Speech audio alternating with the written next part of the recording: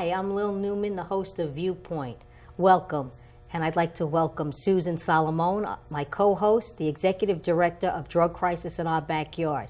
And our guest today is David Daly, mental health therapist from St. Vincent's Hospital in Harrison. Hi, David. Hi, Lillian. Thank you for being here. Thank you, Susan. Thank So, you for David, having me. you work with clients that are mentally ill and substance abuse? Correct. Okay. Addicted, either past, present, or future. And they're primarily coming in first, it's the mental health piece.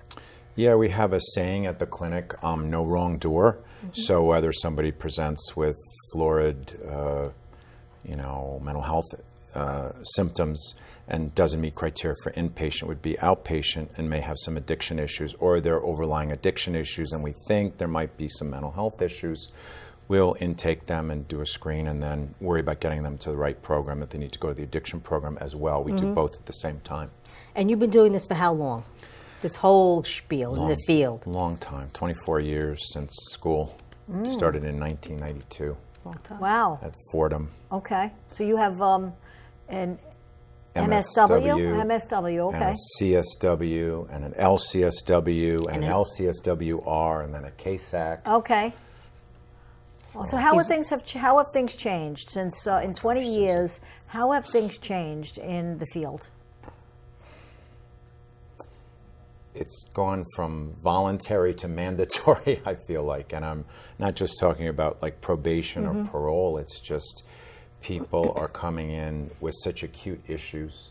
The hospital, as Lily knows, because we both work there, obviously, has really broadened our base from just a Medicaid, Medicare base to being almost a third private insurances and private pay. And the spectrum of issues, mental health-wise, addiction-wise, are just very, very acute. Insurance is an issue. You can't just stick them in residential or rehab or whatever. They're an outpatient quicker. The outpatient substance abuse dollars run out, and then they come to us. And then there's all the back end, the families. Well, what do you mean? The outpatient dollars run out from their insurance company? Yeah. Then what do you mean they come to us? And then they come to outpatient, and that mental health. Oh, the inpatient runs out. No, outpatient. Outpatient. Like for addiction. Yeah, I mean, it used to be. You remember, Lily, even a couple of years ago, and it was a year. It was just about outpatient benefits. And pretty much everybody, did a year, whether even Maxwell, which is one of our outpatient clinics, and at the hospital in the day program. The evening program was a little bit shorter. But now, if it's 6 months, they're pushing them out the door. And everywhere, it's just less dollars, more acute problems, mental health-wise and substance, and less dollars to do it with. Now, why do you think that problems are more acute? Do you think people are waiting longer to get into treatment? Or what do you think it is? No, because I'm very impressed. I mean, people come to our outpatient clinic and they know how to behave and act in group. They don't only do that, but they know it. They have the skills. They have the experience. They've had treatment, a lot of treatment, substance, and usually pretty well versed with things like medication, psychotherapy, DBT, CBT. Not all of those things, but I've seen a huge sophistication with that, and the families as well, and the referrals. So if they're not getting that in outpatient, if they're not getting the time in outpatient, where are they getting all that knowledge from? I think our culture. Like I was listening to some of the political channels today, and they mentioned Zoloft and Methadone on 2 different channels. Just coming here, it's mental health. There's that show. Moms on TV, and they're both recovering in addicts. recovery. Right. Well, okay, and, that's right. It's just really interesting, that it's become part of the culture. We all know people or experience people or have addiction and mental health issues in our family, so it touches us, and we're willing to give the help. But what help, how much, where, why, how, in what doses, and everybody, well, can't you give them a test? Right. No, we can't give them a test. Right. There's no SAT for co-occurring disorders. Right. It's a lot what I call throwing the spaghetti against the wall. It's trial and error, and sometimes people get impatient with that. It's not always the most efficient way, but if you hang in there, the outcomes are very, very good. People do get sober. They get connected with things like AA. They get on the right medications. They get work. They get back with their families, and they can thrive, and they do thrive. Or they go into the field. I have a lot of patients that have gone into the field. Yeah, there's a lot of patients. There are a lot of recovery. people in recovery that have gone for their case act. Which wanna give back. I mean, I will tell you, Susan and Lily, I'm so surprised and so impressed, and at all levels. And they make things work part-time. You know, they mix it with other things, and they tend to their own recovery. I mean, the kind of stereotypes of, oh, you're going to let so-and-so in the field. So I really very rarely, I mean, if somebody comes in shaking and moaning and thinks they're Marie Antoinette, I'm probably not going to send them to KSAC right away, at least next week. Right. I'll wait a little while.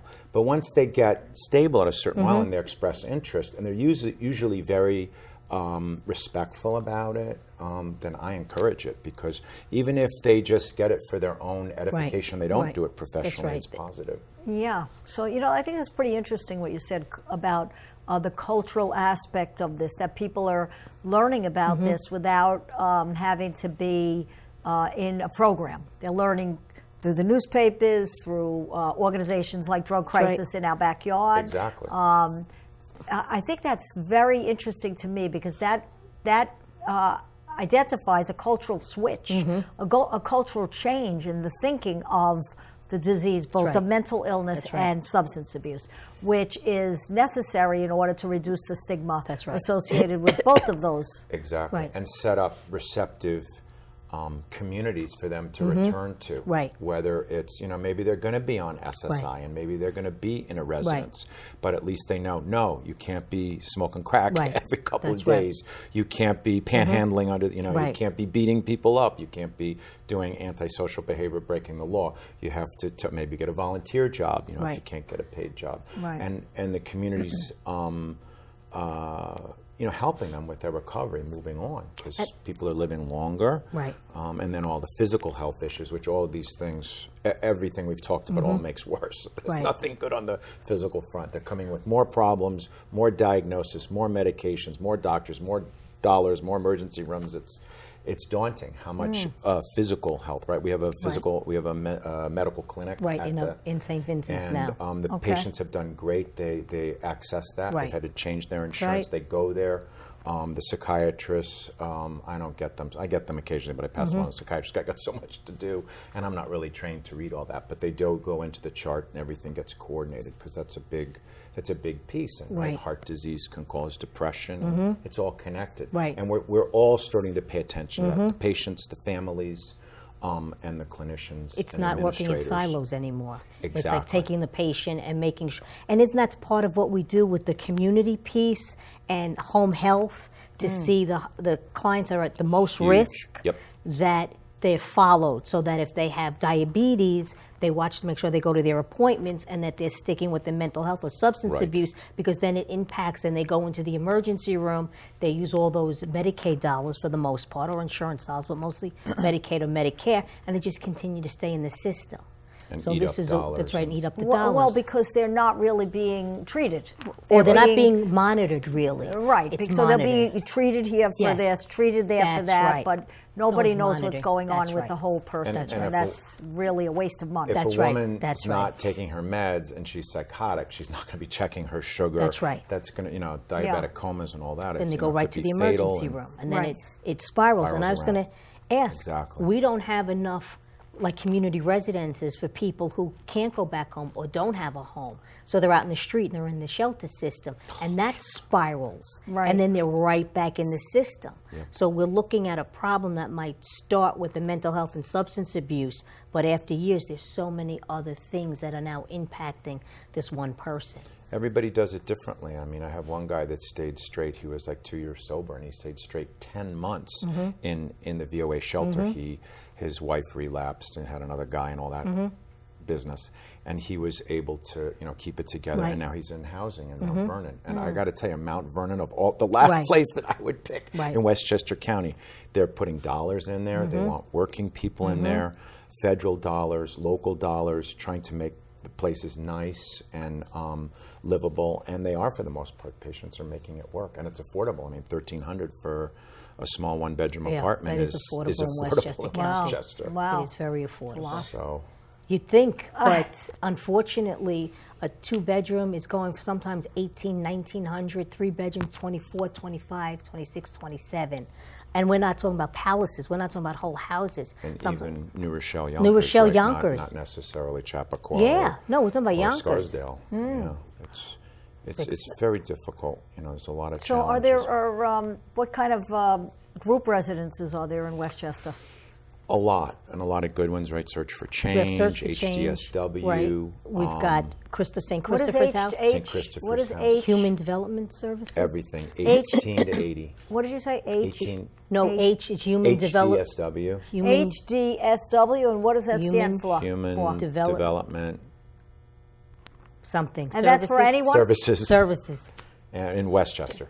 Anyone in Westchester? Yeah. who they needs- have needs to a place fill to out- live. Right, The they fill SPOA? out the SPOA, single Oh, the point of SPOA, access. right, okay. And then they have access to what we call Tier 2 residences, and some are more skewed, right, Lily, towards substance, some Right, are yeah. more mental skewed health. towards mental health, and a Right. lot of them do, are pretty good with both. Both, right. Actually, we do a group at Search for Change here in Awesome. Carmel. We do a AA meeting, actually, on Excellent. Tuesday night. Great. And that's because there are people in the residences that are there. Right. Search for Change is primarily mental health.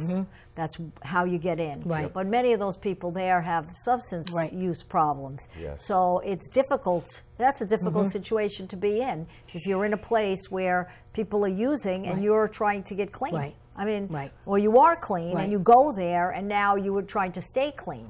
So Or you're primarily substance, and then you have some mental health, Right. and then you're around people that That are are like really chronic, mental mentally health. ill, and then how that could be a relapse trigger in of itself, even without the absolutely, drugs. and it's very alcohol. difficult. It is very difficult. You know, But the residences, Susan, I'm sorry to interrupt, but they sorry. really maintain the recovery atmosphere. If I call up and I find out somebody's drinking or somebody's using cocaine or smoking weed or K2, whatever it happens to be, they will address it, and limits will be set, and that's for everybody's Right. good. You That's want right. that. You In do. the old days, these things went under the car. Oh, he can drink a little bit. His real problem is heroin. Oh, he can use a little coke. His really weed is all that nonsense went on, and it's much more we're all going for the same goals, and it gets reinforced, and the outcomes are better.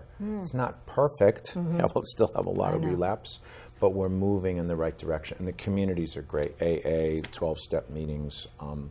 Like things like there's a depression bipolar support alliance at New York Hospital, a competition surprise, Okay. but it's a That's all right. nonprofit. It's Right. it's their group at 7:00 on Wednesday nights. So there's a lot of community supports going up. Smart Recovery. yeah, smart recovery. I was interested in that. What me is what too. is I was just that? going to say, what So is it's that? a non-AA recovery group. Right. So Do you know more it's- about it than that? I looked it up online, and it's Alice. 30 hours of training online, and then it's a 90-minute. You have to go to this meeting. I don't know if it's face to face. I wasn't able to get that from the online information. But I'm thinking about taking the class. So that you could lead meetings? You could lead meetings. Got it. Right. So you Okay. could Cool. Like a offer. leader. Yeah, you could offer smart recovery as an alternative to AA. 'Cause some people don't want AA. The whole religious Right. thing and, Right. and Yeah, I mean- spirituality turns them off. A lot of things about it turn them off. I think it's a good program. I think it works for most and many, but some need something right. else. It That's gives right. people a reason to say, I don't want to go to that meeting. That's right. Right. And so if you have alternatives to Options. that, we have a support group, actually. agree. Lily runs one in That's Rye. right. That's right. That Family is support. like Al-Anon, but it isn't That's Al-Anon. right. Okay, so an alternative. it's an alternative, but it's run very much like Al-Anon Right. because when my son was sick, I went to a lot of Al-Anon meetings, like Good 3 for a you. week. Good for you. And but I bought into it, all right. But a lot of people don't. So Right. we were asked to start a recovery meeting for fantastic. families. So we started Spotlight Family Recovery. Just so you know, you can tell your patients. That's Yeah, right. absolutely. Because I it's will. Tell St. them- Vincent's Wednesday nights, the first and third Wednesday of the month. If it's prevention, it's from 6:30 to 7:30. And then if it's has a family person in recovery, it's from 7:45 to 8:45. Excellent. And it's right in the conference center at St. Vincent's. Great. So send families, Yeah, please. Yeah, so we run it sort of the same way. We have a preamble. That's right. We have a topic. Nice. And then we open it up to the families to talk, and they're allowed to talk about their qualifier, the person that's sick in their family, and Right. which you're not in Al-Anon. Right. They really don't want you to do that. They want you to focus on yourself. Right. So it's a little different, and and if you know the program, if you know Al-Anon, you could bring it in without bringing it That's in. right. Right. So I think that's the future, Susan, to find other ways of That's right. community supports. Right. I do a DBT co-occurring. All my co-occurring is like the new MICA, so mentally ill, chemically Right. addicted has now Right. become co-occurring because both diseases, the addiction and the mental health occur at the same time. So Monday I do an adult mindfulness group and we integrate DBT, dialectical behavioral therapy, and it was about community reinforcement. And it was interesting. The group had a really tough time. There's a lot of people not going to meetings, or they used to go to meetings, or they're turned off by meetings, or meetings make them want to. Anyway, they had their own resistances. yeah, they want to use. That's what they say. Meetings. When I go to meetings, I want to use. One of my buddies, who also happens to be my patient, who also happens to be a coworker, happened to come in, and he's a big 12-step guy. And I said, so-and-so, please tell these guys why it's good. We really need to do it. So, but I think and then I have another guy I was thinking about today he's 8 years sober from alcohol. He had an interesting thing. He found some marijuana at his residence. He smoked it. The next day he woke up, he looked at it, he goes, I'm going to be addicted to this if I can, and flushed it down. He told the story in all the groups. I thought so too. Good for him. And he's That's been right. able to do it without AA. Gosh Right. knows I have preached Right. AA up and Right. down to him Right. and given him a full dose of it. But I said to him I said, so-and-so, it's really good that you've right. been able to do it without. And he comes to my men's group and he's there. He's like, out of 6 guys, I think he's the only one that doesn't go to meetings. Right. But he hangs in there. So we have to be creative That's right. and accepting and validating and welcome people That's into the right. process and find other ways to engage get the them. job done. So I think what you guys are doing is fantastic. It's so needed. Yeah. And the families need to The be families part. We need need it. to. Right. We've talked family therapy I know. and the clinical side for a long time. But- have we really walked the walk? No. I mean, I did a family. It was actually for an elderly lady, and she's not co-occurring at all. It's just straight mental health. And I said to them, "This is a family consult. You're not coming for therapy. Right. You're not the patient." And I could just see, they're, phew, thank goodness. So we have kind of like a new model where people can come in and out of family therapy. They can call me. Even if I don't have a release, I can listen. Right, you can listen. Right. And I think we're opening up those lines and making that more collaborative. And Right. it needs to be. And the patients want it, and Yeah, the they families do. want it, and the outcomes. It's So much better when makes you have perfect families sense. involved, I don't 'cause- know why we've been so... it's like, I don't know. you're going to do 28 days of Right. inpatient treatment, and you're going to have 28 seconds of family work. Right? You're right. I'm exaggerating. No, but, no, but you it- know No, how. it's Yeah, true. it's And true. not It's all, the not enough families family were, and sometimes still are, kept out of the picture. They don't, they don't want the families to That's be right. involved Too in much. it, and it's I don't not good. understand The that. families good. need to be the support for the person that's sick. They need to know what's in going all on also. illnesses. I mean, if you had Everything. cancer, Absolutely. wouldn't They would Of know. your course. family be Right. involved? Right. Your family would be doing research. That's right. And, This and is the only disease that we don't encourage family members to be a part of, and we make it very hard for them. we make it hard. Right. Can't answer the And questions. also, like being an enabler. I know I'm I hate accused that of being word. an enabler and being too not tough enough. And Right. tough love and enabling and all these things. They're just one thing, and, Right. and you might need to be enabling. Maybe they Sometimes. need some enabling sometimes. That's right. right. That's right. It's we're so Sometimes. don't be enabling. Oh, push Right. him off the cliff. Push Right. him off the cliff. Come on. Right. Yeah. It's like, would you want to jump off the cliff? Right. No, not particularly. Right. Like we kind of swung the other way. That's right. So I think all of this coming into the culture and making it okay, and it used to be, if you saw a TV show or you saw a movie, there'd be a person in AA, and they were the main person, right? It would be Michael Keaton, it would be Sandra Bullock. Right. Now they're periphery. Oh, he happens to be in AA. He Right. goes to meetings, or Right. he's recovery, he's this, and maybe they stay straight, maybe they relapse, whatever. But it's more integrated, and I think that's where we need to go. Accept all of this stuff, and same with mental illness. Because I don't think people get better when we have a rigid rule that they have to fit course into. not. It's like we talk about the disease. What other disease? You go to a doctor and you have to fit into the mold of, I believe in abstinence, but I think it's a process. So I believe in harm reduction, that it's a process to getting Yeah, you have to getting believe to in that it, right. place. No other disease is treated. People are treated like this. Well, people it's a can little make their own barbaric. decisions on the kind of treatment they want. They're not forced into any particular type of treatment if they have cancer. Cancer, that's right. But that's happening. That's It's starting interesting. to happen right. in this. We never go, well, would you like outpatient That's- or would you like inpatient? You Right. think residential would be good for you? That's interesting. We do an don't- evaluation yeah. and say this is where you belong. This is where you belong. This Yeah, is what you yeah. need. Don't use and this Very- type. That's this right. type of This is it. That's right. This is pretty much it. That's it. But that's starting to change. It's becoming more It's- holistic. Exactly, and breaking down and trying things different ways. And, for a while, I was sort of, I have to do it a different way. It worked. It was this way and it failed. Now I've relaxed. Sometimes you have to repeat. Sometimes it's AA knows that, right? Right, Repeat that's it, right, keep dude. coming, Keep fake it coming till you back. make it That's and all right. that. Act Keep- as if. That's right. And sometimes I saw a young man and I saw his name come up. I did the intake on him yesterday. I just did one of these. You know those, Lily. And I was like pleasantly surprised. By the time I got to the end of it, he really impressed me. I don't know what's going to happen. Right. But he really made a lot of changes, and he's, when they get to be 35, they start. hard. They get sick and tired of sick and tired. That's right. He's really he's in the shelter. He's making some effort to go to meetings. He's in ORS. He's on buprenorphine. He's doing So a he's lot of doing it right right. things that I was pretty impressed with, and I'm tough to impress. That's what I'm See tough there? There you go. You're to a really, pussycat. really walk the walk. But so, how many patients do you Oh. see Yeah. a week? How many patients on your caseload? So a week, probably 8 a day times 4, 50 with the groups, 75, maybe 80, 100 on my caseload. So, are you supposed to see them every week, No, individually? everybody. Yeah, I do individuals, and I do 4 groups a week.